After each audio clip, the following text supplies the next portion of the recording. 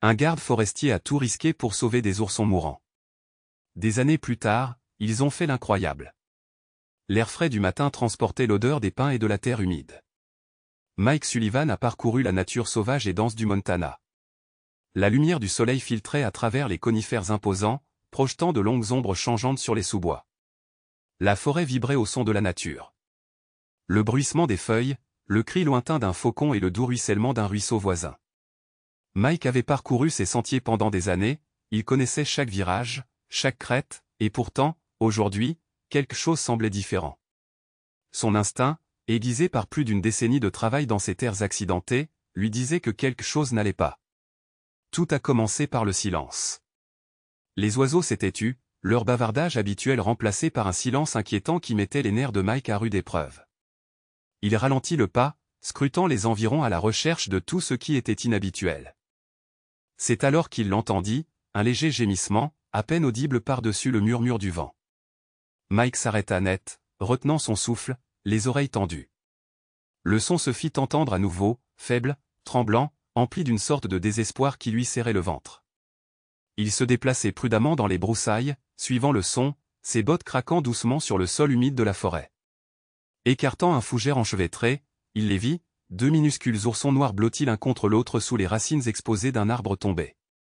Leur fourrure était emmêlée de terre et de brindilles, leurs petits corps tremblaient alors qu'ils se pressaient l'un contre l'autre pour se réchauffer, leurs yeux écarquillés et remplis de peur, fixés sur Mike au moment où il s'approchait. Il s'accroupit, ses années d'expérience lui suggérant de ne pas faire de mouvements brusques. Il pouvait voir la peur dans leur corps fragile, la façon dont leurs petites griffes agrippaient la terre, comme si elles essayaient de s'y enfoncer et de disparaître. Mais il y avait aussi autre chose dans leurs yeux, quelque chose qui lui serrait le cœur, un appel silencieux à l'aide. Le regard de Mike parcourut la forêt, à la recherche d'un signe de leur mère. Les mères ours noirs étaient farouchement protectrices, ne s'éloignant jamais de leurs petits. Pourtant, il n'y avait aucun bruissement dans les buissons, aucun souffle d'avertissement, aucun changement de mouvement révélateur d'une mère ours observant depuis l'ombre. Les petits étaient seuls. Mike expira lentement, comprenant ce que cela signifiait. Une mère ne quitterait pas ses petits à moins de ne pas pouvoir revenir. Des braconniers, un accident mortel, un autre prédateur. Les possibilités se bousculaient dans son esprit, mais aucune d'entre elles ne changeait la dure réalité. Ces oursons étaient orphelins et sans intervention, ils ne survivraient pas plus de quelques jours. Sa formation lui a indiqué ce qu'il fallait faire. Des oursons aussi jeunes, âgés d'accent grave peine quelques mois, avaient peu de chances de survivre sans les conseils de leur mère. Le protocole imposait de signaler les oursons orphelins et, dans la plupart des cas, de les euthanasier. L'élevage d'ours sauvages en captivité était mal vu. L'intervention humaine entraînait souvent une dépendance, et les ours qui s'habituaient trop aux humains étaient condamnés soit à une existence en cage, soit à une balle dans la tête s'ils s'aventuraient trop près de la civilisation. Mike avait déjà suivi cette règle auparavant. Il avait déjà vu d'autres gardes faire le même appel, mais alors qu'il était accroupi là, regardant dans les yeux effrayés des deux oursons, il savait qu'il ne pouvait pas le faire. Un souvenir lui revint spontanément à l'esprit. Des années auparavant, il avait trouvé un autre ourson orphelin. Il avait suivi le protocole, passé l'appel et était resté là pendant que la petite créature était emmenée. Le regret ne l'avait jamais quitté. Il avait passé sa vie à protéger la faune sauvage, mais à ce moment-là, il s'était senti comme un traître. Ce jour-là l'avait endurci, lui avait fait promettre de trouver une autre solution s'il devait à nouveau faire le même choix. En regardant maintenant ces deux créatures sans défense, ce moment revint avec force. Mike soupira, frottant une main sur sa mâchoire barbue. « Très bien, » murmura-t-il, plus pour lui-même que pour les petits. « On dirait qu'il n'y a plus que nous maintenant. » Il retira soigneusement sa veste, ses mouvements étant lents et délibérés.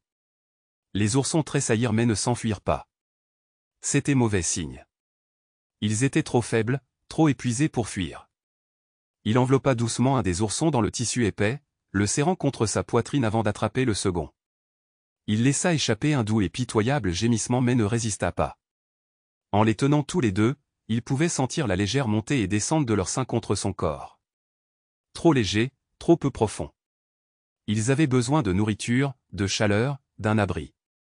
Le retour à la cabane fut lent, chaque pas étant fait exprès pour éviter de trop bousculer les oursons. Leur poids, bien que faible, lui semblait de plus en plus lourd à chaque instant, le fardeau de la responsabilité s'enfonçant dans ses os. Tandis qu'il marchait, son esprit se remplissait de questions. Pouvait-il vraiment faire cela? Pouvait-il les élever, leur enseigner, les préparer à la vie sauvage sans les laisser devenir trop dépendants de lui? Était-ce seulement possible? Mais sous le doute se cachait quelque chose de plus stable, quelque chose qui l'ancrait, qui le fixait. Il poussa la porte d'un coup d'épaule et pénétra dans la chaleur de sa petite mais solide demeure. La cheminée crépitait faiblement, l'odeur du bois brûlé se mêlait à l'air frais qui collait à ses vêtements. Il déposa doucement les petits sur une épaisse couverture, les regardant se blottir instantanément l'un contre l'autre, leurs petits corps tremblant encore. Il se déplaça rapidement et remplit une casserole d'eau tiède, la réchauffant juste assez avant d'y tremper un chiffon propre. Il tamponna leur fourrure, nettoyant la crasse et la boue, en prenant soin de ne pas les effrayer. Leur ventre grondait doucement et il en prit note mentalement. Ensuite, il fallait manger. Il avait quelques provisions, mais rien de spécialement destiné aux oursons. Du lait de chèvre ferait l'affaire pour l'instant. Alors qu'il se déplaçait dans le petit espace, rassemblant ce dont il avait besoin, il sentit leurs yeux posés sur lui. Il baissa les yeux. Le plus audacieux des deux, le plus grand des deux, l'observait, la tête légèrement penchée, l'étudiant, lui faisant confiance. Mike expira et s'effondra sur le sol à côté d'eux.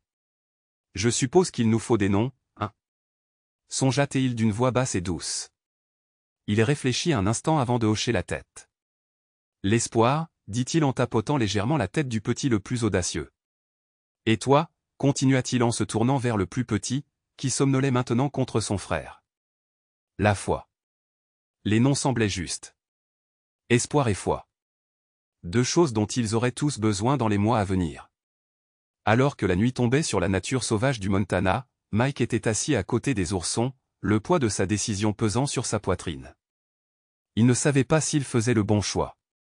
Il ne savait pas si cela marcherait, mais alors que le feu vacillait, projetant des ombres le long des murs, et que les deux petites créatures se rapprochaient l'une de l'autre, quelque chose en lui murmurait que, pour l'instant, c'était exactement là où ils étaient censés être.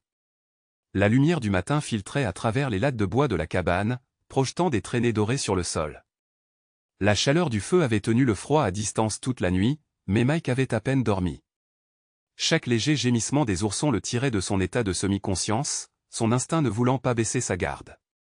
Il les avait placés dans une caisse en bois doublée de couvertures près du feu, s'assurant qu'ils avaient suffisamment chaud, mais même dans leur sommeil, ils tremblaient, leur petit corps s'adaptant à un monde sans le réconfort de leur mère. Mike s'assit en gémissant, se frottant le visage avec ses mains avant de jeter un coup d'œil dans leur direction. Hope fut la première à s'agiter, son petit nez tressaillant alors qu'elle relevait la tête.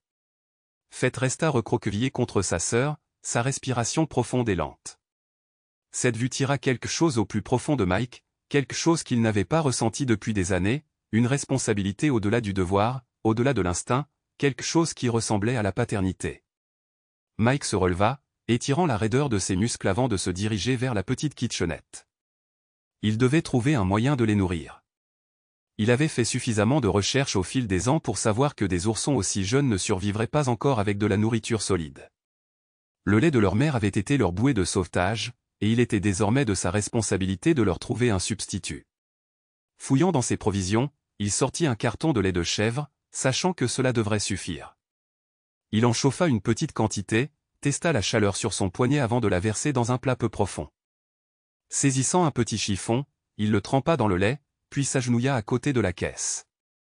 Hope le regarda avec méfiance mais ne recula pas. Mike tint le chiffon humide près de son nez, se laissant attirer par l'odeur.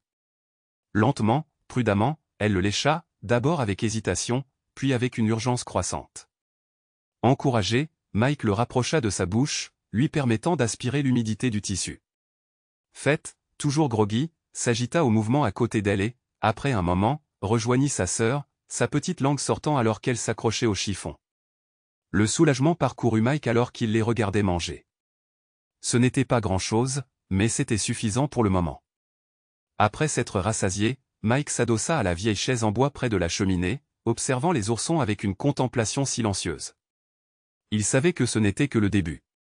Ils auraient besoin de soins constants, de nourriture toutes les quelques heures, de les garder au chaud, de les aider à devenir forts.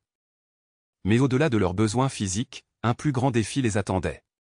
Il ne pouvait pas les laisser s'attacher trop à lui. C'était la ligne fine qu'ils devaient suivre. S'ils dépendaient trop des humains, ils ne survivraient jamais dans la nature. S'ils les repoussaient trop tôt, ils n'apprendraient pas les compétences dont ils avaient besoin. C'était un équilibre délicat, qu'ils n'étaient pas sûrs de savoir maintenir. Au fil de la journée, il s'est mis au travail pour rendre la cabine plus accueillante pour ses invités inattendus. Il a renforcé la caisse, leur donnant plus d'espace tout en s'assurant qu'ils ne puissent pas s'éloigner. Il y plaça des serviettes douces, imitant la chaleur d'une tanière. Comment deux créatures si fragiles avaient-elles pu survivre seules à une seule nuit dans la nature? C'était un miracle qu'il les ait trouvées à ce moment-là. La première semaine fut épuisante. Les oursons avaient besoin d'être nourris toutes les quelques heures, même pendant la nuit. Leurs cris étaient doux mais insistants, tirant Mike de son sommeil comme une alarme qui murmure. Il a essayé différentes méthodes, en expérimentant avec des biberons, en ajustant la consistance du lait, mais il semblait préférer le chiffon imbibé. La troisième nuit, l'épuisement le pesait, mais il ne vacillait jamais. Chaque fois qu'il sortait du lit en titubant, en se frottant les yeux pour se calmer tandis qu'il s'accroupissait à côté d'eux, il ressentait la tranquillité d'esprit qu'il faisait ce qu'il fallait. À la fin de la semaine, leur force s'était sensiblement améliorée. Hope, fidèle à son nom, était la plus aventureuse des deux. Elle fut la première à tenter des pas maladroits au-delà du bord de la couverture, ses petites pattes instables mais déterminées. Fête la suivit, plus hésitante, mais confiante que là où sa sœur la conduisait, elle pouvait aller aussi. En les regardant, Mike ressentait un étrange mélange de fierté et d'appréhension. Il voulait qu'ils deviennent forts, qu'ils apprennent à se débrouiller seuls, mais chaque petite étape le rapprochait également du moment inévitable où il devrait les laisser partir. Dehors, la nature sauvage du Montana restait aussi rude et indomptée que jamais. L'air du début du printemps était vif, les dernières traces de l'hiver s'accrochaient encore obstinément à la terre. Les montagnes se dressaient au loin, leurs sommets enneigés épargnés par le temps. C'était beau, vaste et impitoyable. Mike savait que là-bas, au-delà de la sécurité des murs de la cabane, des prédateurs rôdaient. Des loups, des cougars et même d'autres ours. Les oursons devaient apprendre non seulement à trouver de la nourriture, mais aussi à éviter de devenir eux-mêmes de la nourriture. Déterminé, il a commencé à leur donner de petites leçons. Il a placé des bâtons et des feuilles dans leur cage, leur permettant d'explorer les textures, d'imiter la façon dont ils creusent et cherchent de la nourriture.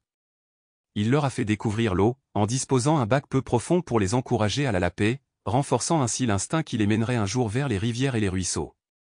Il émit de légers grognements, imitant les signaux vocaux d'une mère ours, testant leur réaction. C'étaient de petits pas, mais nécessaires. Le 10e jour, Mike les porta dehors pour la première fois. Le soleil brillait, sa chaleur tranchant le froid persistant. Il les déposa avec précaution sur un morceau de terre meuble juste derrière le porche, observant leur réaction. Hope, comme prévu, fut la première à faire un pas tremblant en avant, son nez tressaillant alors qu'elle absorbait les nouvelles odeurs. Fête hésita, jeta un coup d'œil à Mike avant de le suivre. Au début, ils avançaient avec prudence, leur petit corps tendu par l'incertitude. Puis, comme s'ils ne sentaient aucun danger immédiat, ils se détendirent, reniflèrent le sol, enfoncèrent leurs pattes dans la terre, découvrant le monde un pas hésitant à la fois. Mike s'agenouilla à quelques mètres d'eux et les observa attentivement. Il savait qu'il ne pouvait pas trop intervenir. Il devait se débrouiller seul. Il observa Hope tapoter une feuille, la tapotant avec une curiosité enjouée, tandis que Fête pressait son nez contre l'herbe, inspirant profondément. Ce fut un petit moment, mais c'était tout. C'était là que leur survie commençait, non pas dans la sécurité de la cabane, mais ici, dans le monde qu'ils devraient un jour appeler leur foyer. Alors que le soleil commençait à baisser dans le ciel, Mike les prit doucement dans ses bras, les ramenant à l'intérieur. Hope se tortillait légèrement, voulant explorer davantage, tandis que Fête se blottissait contre sa poitrine, fatigué par l'aventure de la journée. Mike soupira, fermant la porte derrière lui, sachant que ce n'était que le début.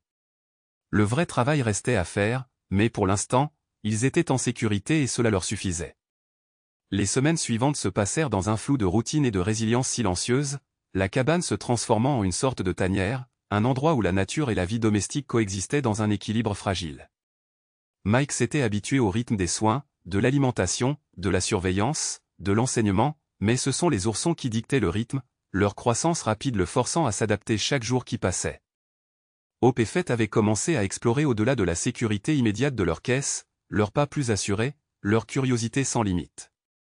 Hope, toujours en tête, franchissait les obstacles sans hésitation, poussant Fett à suivre, tandis que Fett, plus prudente mais non moins déterminée, prenait son temps, évaluant le risque avant de s'engager. Leur personnalité, si distincte mais si étroitement liée, rappelait à Mike quelque chose qu'il n'avait pas ressenti depuis longtemps, la délicate responsabilité de guider quelque chose sans le briser, de donner juste assez de liberté pour apprendre, mais pas assez pour tomber au-delà de toute possibilité de sauvetage. C'était par une matinée particulièrement claire que Mike décida que le moment était venu de relever un plus grand défi, mais l'air portait la fraîcheur d'une vie nouvelle, du printemps qui s'installait sous le havre de paix de l'hiver. Il prit les petits dans ses bras, leur poids sensiblement plus lourd à présent, leur fourrure plus épaisse, leurs mouvements agités.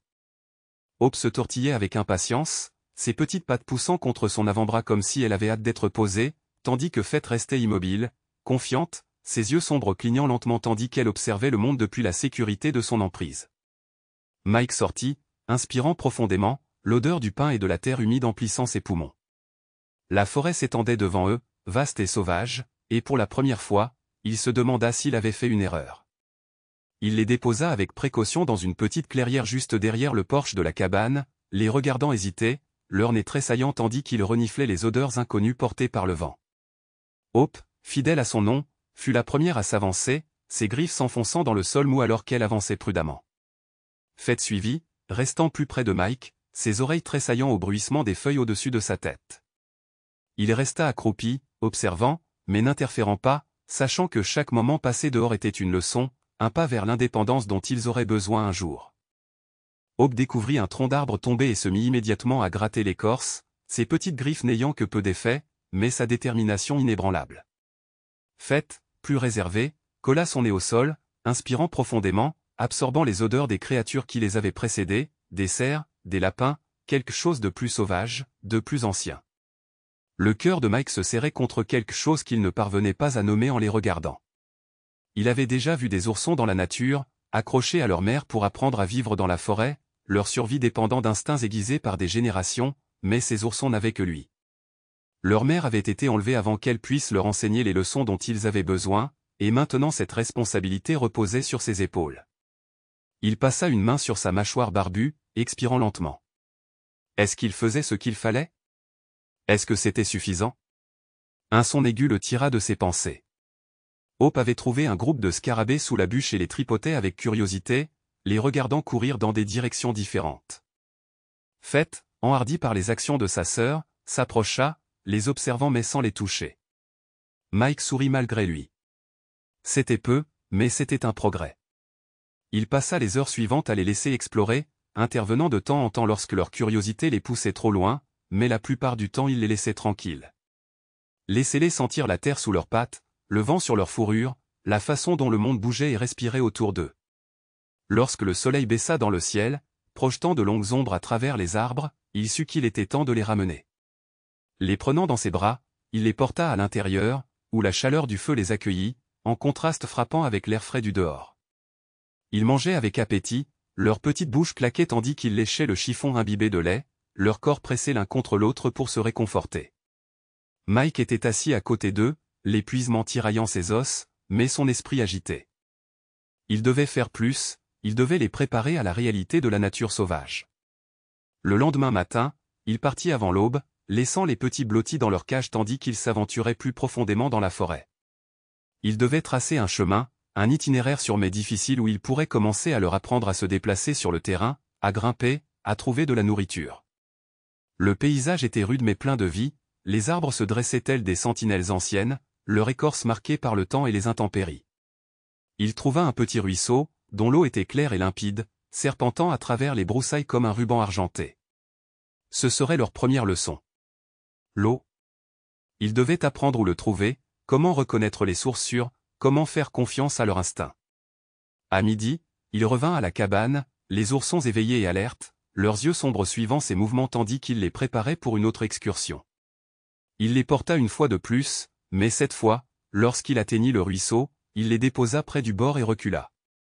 Hope, toujours aussi impatiente, s'avança, reniflant l'eau avant d'y plonger timidement une patte. Elle recula d'abord, secouant les gouttes froides, mais ensuite, enhardie par la curiosité, elle essaya à nouveau. Fett, plus hésitante, observa sa sœur avant de s'approcher lentement, son nez touchant la surface, créant des ondulations qui se propageaient vers l'extérieur. Mike s'accroupit à proximité, prêt à les aider s'ils avaient besoin de lui, mais sinon silencieux, les laissant apprendre.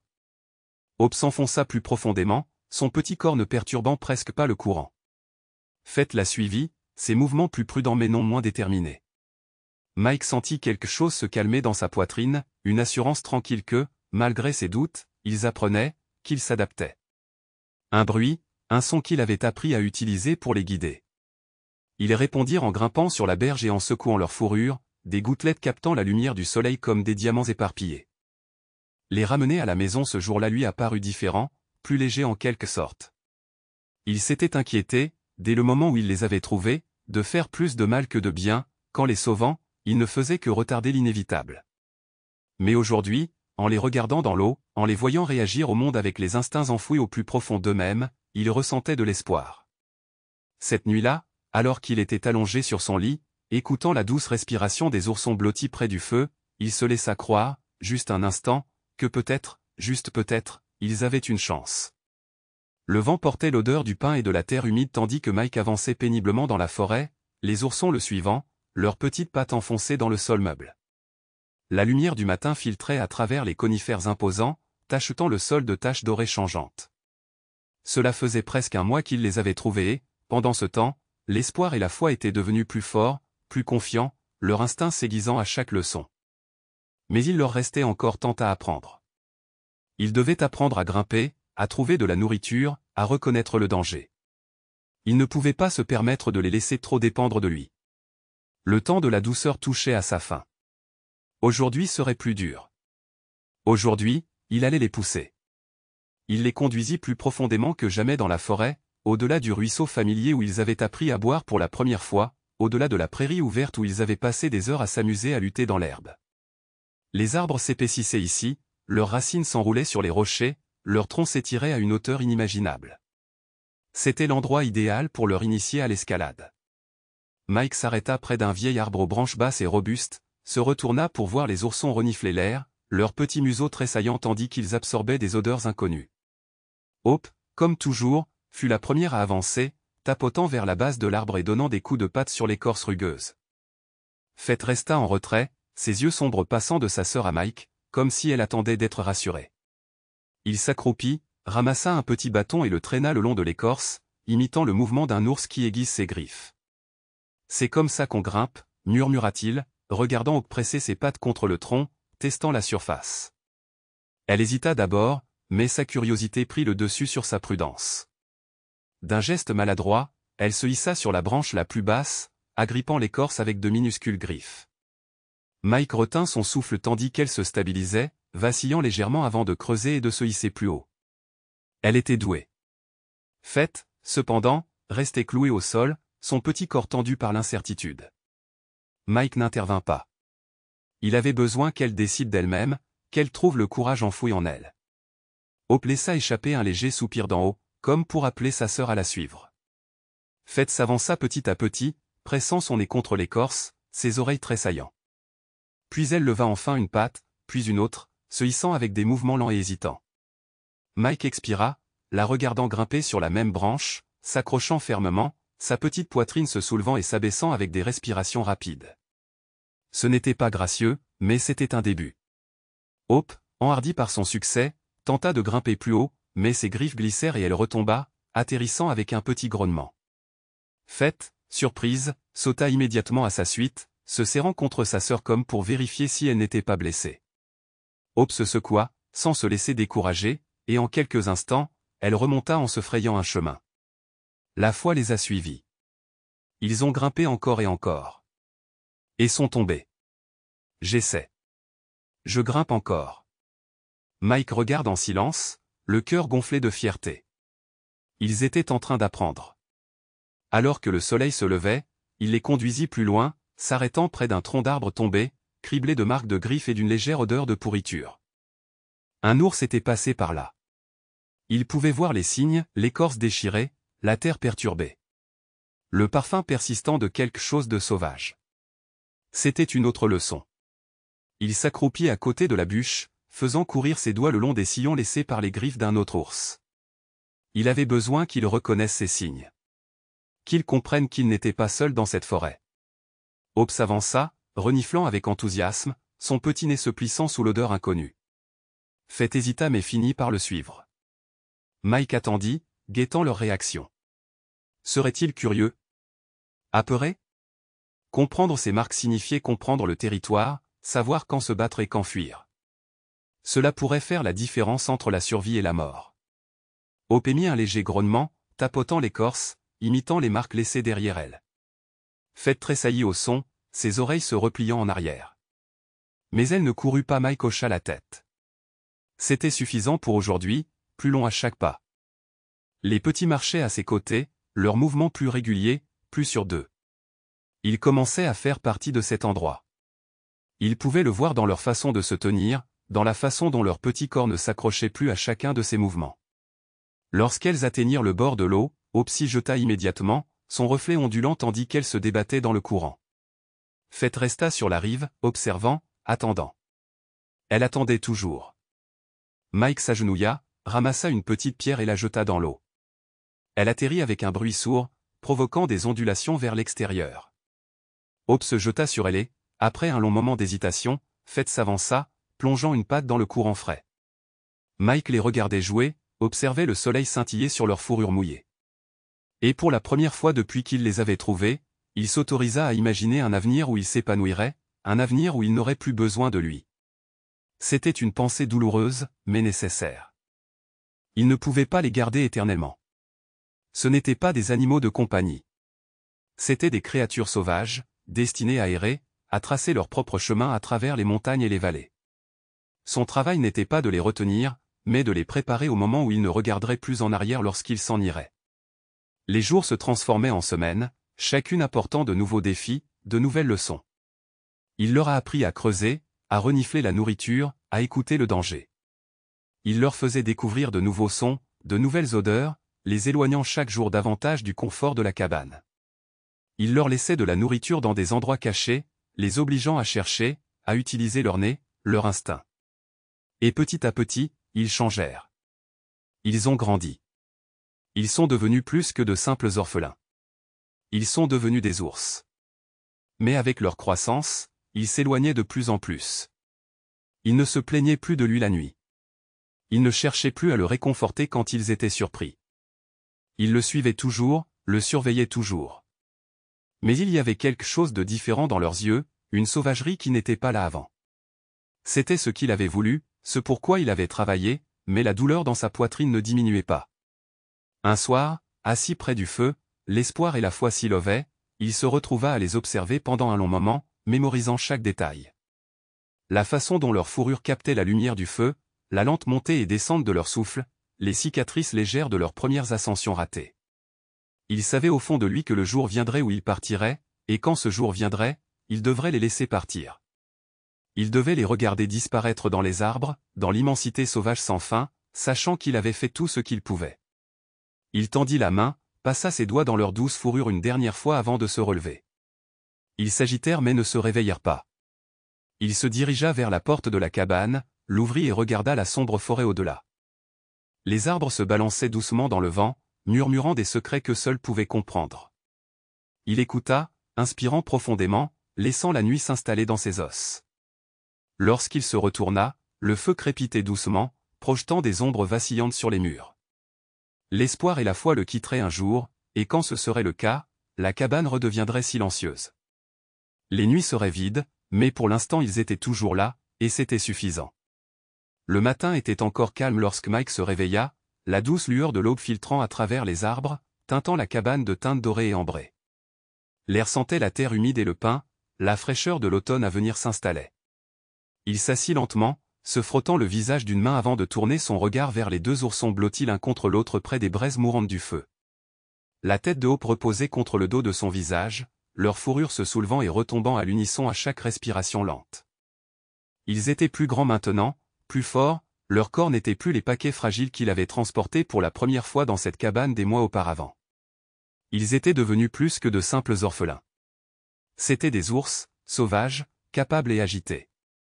Il savait que ce jour arriverait, il en avait vu les signes dans leur façon de se déplacer, dans la façon dont leurs yeux s'attardaient sur la forêt au-delà de la clairière, dans la façon dont leurs pas autrefois maladroits étaient devenus sûrs, guidés par l'instinct. Ils n'avaient plus besoin de lui comme autrefois. Il était temps, mais le poids dans sa poitrine, la douleur silencieuse qu'il avait ignorée pendant des semaines, lui disait que ce ne serait pas facile.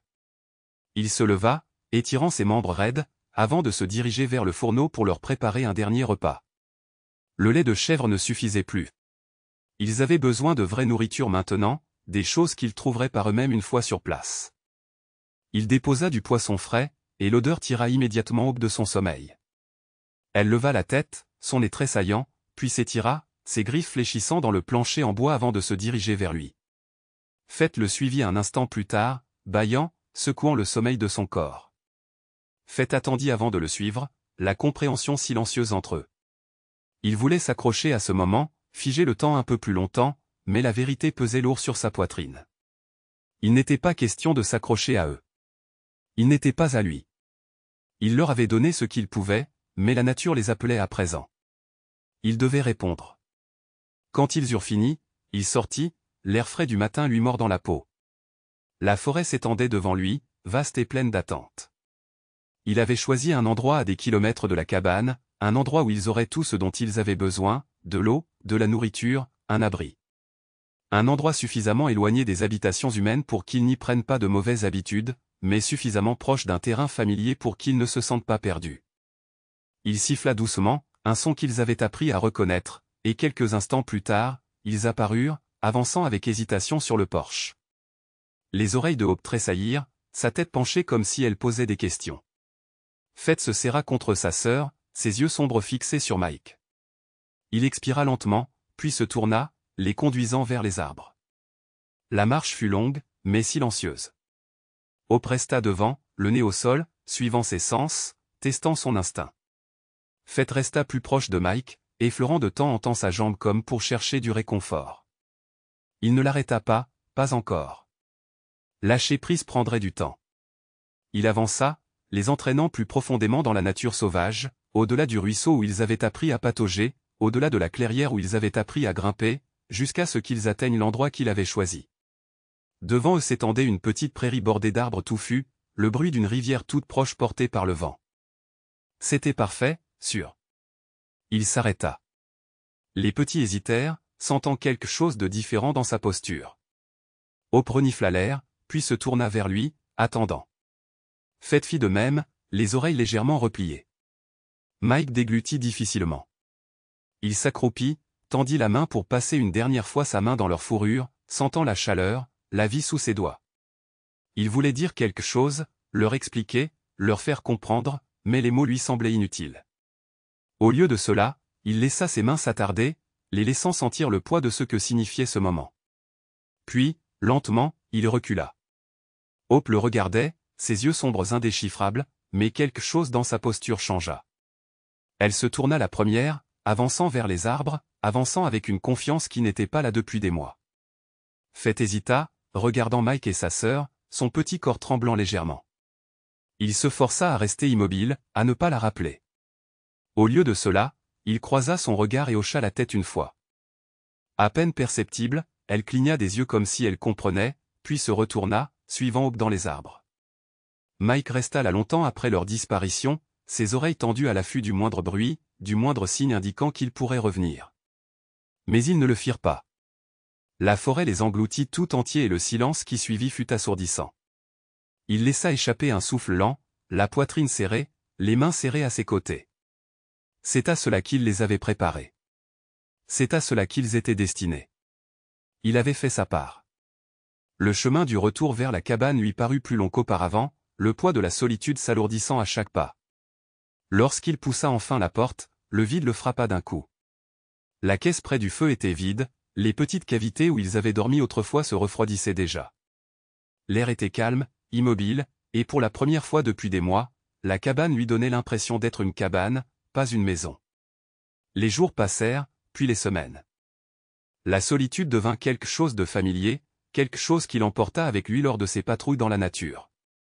Il reprit ses habitudes, surveillait le terrain, traquait les migrations, veillait à ce que l'équilibre de la forêt reste intact. Mais de temps à autre, il s'arrêtait, les oreilles dressées au bruit des bruissements dans les sous-bois, son cœur s'emballait momentanément, avant de se rappeler qu'ils avaient disparu. Puis, un matin d'automne frais, quelque chose changea. Mike était en train de scruter le ruisseau à la recherche de signes de la présence d'une nouvelle faune lorsqu'il ressentit cette sensation inexplicable d'être observé.